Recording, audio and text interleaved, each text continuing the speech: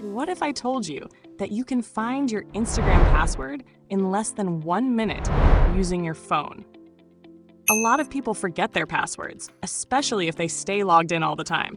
But if your password was saved to your Google account before, there's an easy way to check it. Here's exactly how to do it. First, open the Gmail app on your phone. Once Gmail opens, look at the top right corner of the screen and tap on your profile picture. After tapping on your profile, a menu will appear.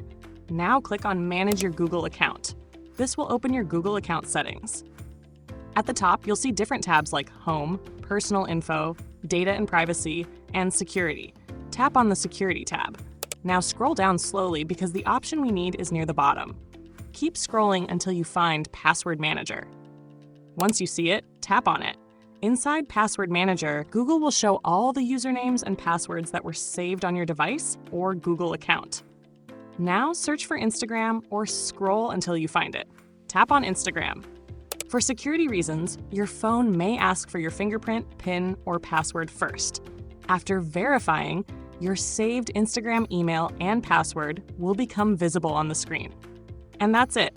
That's how you can check your Instagram password if it was already saved in Google Password Manager. This is super useful if you forgot your password or want to log in on another device.